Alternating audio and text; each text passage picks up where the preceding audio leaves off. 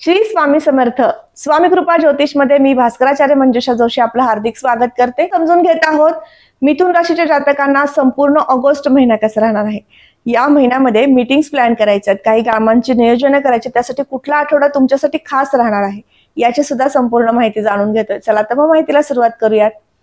प्रथम स्थान तुमचा आत्मविश्वास दर्शवतो, तुमची रोजची दिनचर्या, काम करण्याची पद्धत दर्शवतो आणि त्याचबरोबर तुम्हाला या संपूर्ण महिन्याभरात कोणते कार्य करताना अडचण येणारे या सगळ्या गोष्टीचा आपण अभ्यास करू शकतो. लग्नस्थानावरून लग्नस्थानाचे अधिपती बुधदेव होतात. या ठिकाणी गुरुदेव विराजमान आहेत. 14 मे पासून गोचर लग्नस्थानातून सुरू झालेला आहे. त्यामुळे तुम्हाला एक विशिष्ट संधीचा काळ गुरुदेवांनी आणला. प्रत्येक कामामध्ये उत्साह निर्माण करून देणारी स्थिती उत्पन्न झाली. परंतु लग्नस्वामी हे धनस्थानातनं मारकस्थानातनं गोचर करतायत, त्यामुळे तुम्हाला या महिन्यामध्ये काही अंशी संभ्रमित अवस्था निर्माण करून देतील. कन्फ्युजन निर्माण होईल, कुठेतरी आत्मविश्वास कमी झालाय असं जाणवू शकतं. मी हे करू शकतो का, मला हे जमेल का, असे अनेक प्रश्न पडू शकतात. विशेष एक उपासना तुमच्यासाठी देणार आहे, निश्चित तुम्हाला ती करायची आहे. धनस्थानाकडे जाऊयात. धनस्थानामध्ये बुधदेव विराजमान आहेत. या ठिकाणी कर्क राशी येते. या ठिकाणी शुक्रदेव, बुधदेव आणि रविदेव उपस्थित आहेत. रविदेवांचं गोचर याच ठिकाणावरनं होत आहे. त्यामुळे जर तुमचं एखाद्या वडिलोपार्जित प्रॉपर्टी संदर्भातील कामे अडकली असतील तर निश्चित ते आता पूर्ण करून घेऊ शकता. मोठ्या गुंतवणुकी या दरम्यान तुम्ही करू शकता. अर्थात पहिला पंधरवडा तुम्हाला निश्चित एखादं चांगलं कार्य करून घेण्यासाठी, मोठ्या गुंतवणुकी करण्यासाठी, एखाद्या कामासाठी वेळ देण्यासाठी अतिशय शुभ आहे. आर्थिक व्यवहार करण्यासाठी विशिष्ट आणि महत्त्वपूर्ण ठरणारा हा पहिला आठवडा आणि पहिला पंधरवडा ठरणार आहे. राशी कुंडलीतील धनस्थानावरून आपण कुटुंबाचं सौख्य पाहतो. या ठिकाणी पापग्रह आणि शुभग्रह जेव्हा एकत्र येतात त्यावेळेस कुटुंबामध्ये कलह, मतभेद होणं साहजिक आहे. राशी कुंडलीतील तृतीय भावाकडे जाऊयात. पराक्रम, परिश्रम आणि कीर्ती प्रसिद्धीचे हे तिसरं घर आहे. या ठिकाणी सिंह रास येते. केतुदेव या ठिकाणी उपस्थित आहेत. रविदेवांची उपस्थिती 16 ऑगस्ट पासून या ठिकाणी येते. त्यामुळे परिश्रम आणि परिश्रमाचा योग्य मोबदला या दोन्ही गोष्टी तुम्हाला दुसऱ्या पंधरवड्यात नक्कीच दिसून येतील. पहिला पंधरवडा थोडासा अथक परिश्रमाचा आहे, प्रवासाचा आहे.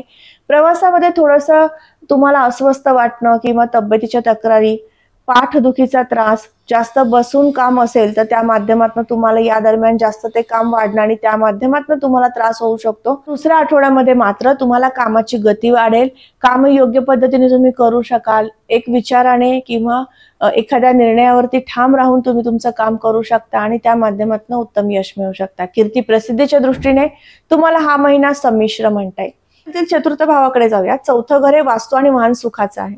या ठिकाणी कन्या रास येते. या ठिकाणी मंगळ देवतेची उपस्थिती आहे. वास्तूचं काम मार्गी लागू शकतं.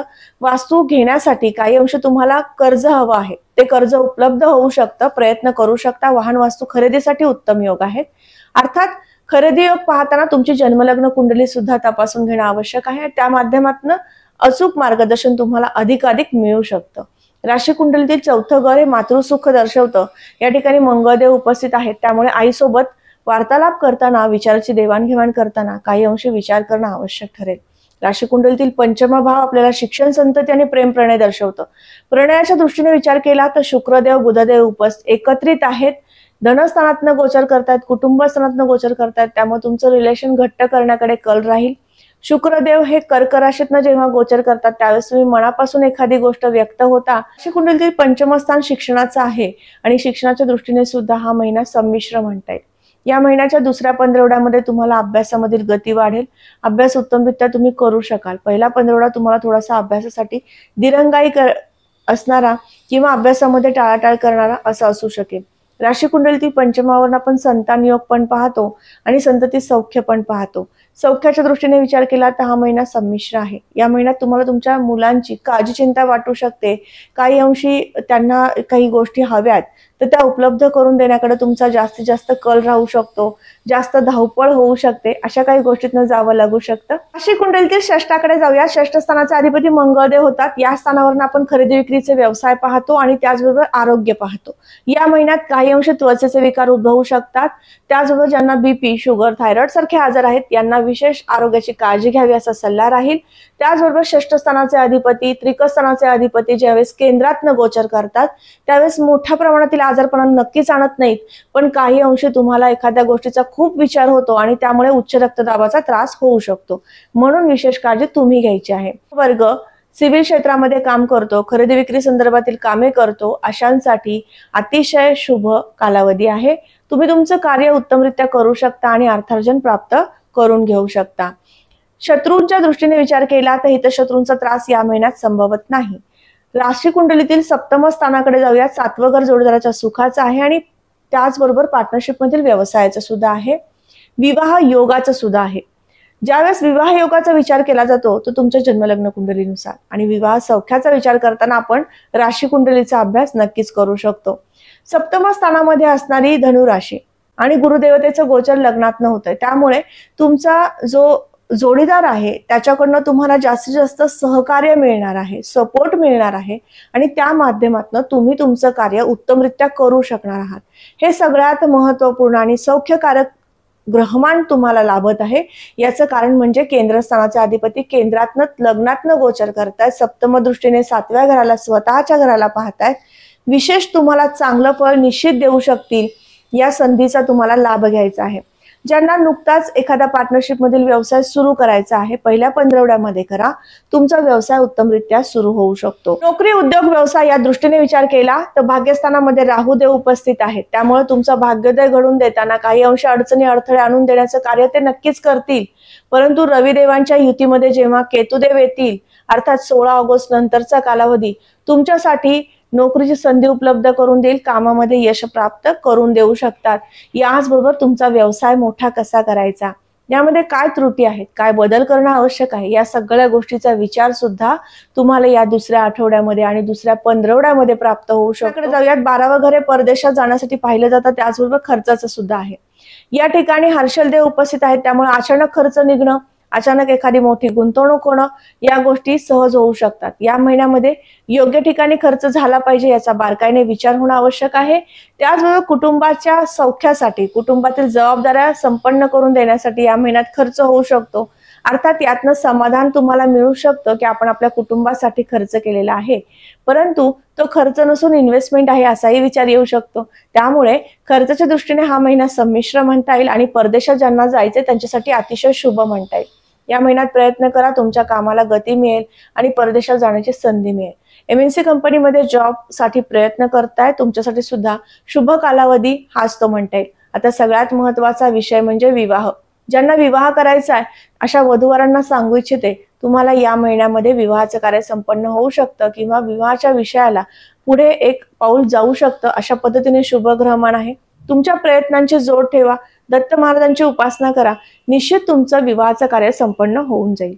याचबरोबर या संपूर्ण महिन्यामध्ये पहिला आणि तिसरा आठवडा तुमच्यासाठी मीटिंग्स प्लॅन करण्यासाठी उत्तम आहे।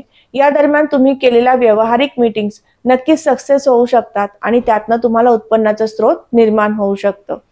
उपासनेकडे वळूयात। या संपूर्ण महिनाभर तुम्हाला एक विशिष्ट उपासना करायची आहे आणि त्याची गरज का पडणार आहे ते प्रथम समजून घेऊ। सुरुवातीलाच माहिती देताना आत्मविश्वास आणि महत्वाकांक्षा याबद्दल मी सांगितलं। हा संपूर्ण महिनाभर तुम्ही महत्वाकांक्षा प्राप्त करून घेऊ शकता, एखादी महत्वाकांक्षा तुम्हाला उत्पन्न होऊ शकते, त्याचा पाठपुरावा होऊ शकतो, पण आत्मविश्वासामध्ये दुटप्पी निर्णय घेणं किंवा कमतरता या गोष्टी पण सहज दिसणार आहेत।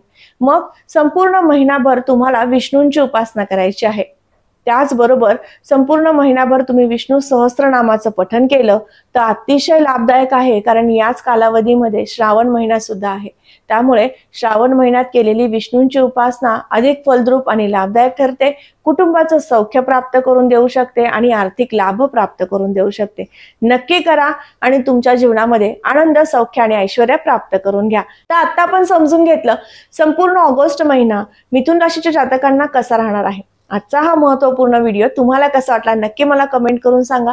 तुमच्या दैनंदिन जीवनशैली व्यतीत करताना काही अडचणी आहेत, समस्या ज्यातून तुम्हाला जावं लागतंय, मार्गदर्शन हवंय, नक्की मला संपर्क करू शकता। त्यासाठी मी माझा संपर्क क्रमांक दिलेला आहे। व्हॉट्सअपवरती येऊन तुम्ही तुमची माहिती शेअर करायची आहे, जन्मतारीख, वेळ, जन्म ठिकाण ही संपूर्ण माहिती पाठवून निश्चित तुम्ही तुमचं कार्य किंवा जी अडचण आहे त्याबद्दलची माहिती मिळवू शकता। पुन्हा भेटणार आहे अशाच महत्त्वपूर्ण विशिष्ट व्हिडिओला घेऊन। तोपर्यंत सांगू इच्छिते आपल्याच या चॅनलवरती रविदेव आणि केतुदेव युतीमध्ये 16 ऑगस्ट ते 16 सप्टेंबर पर्यंत असणार आहेत।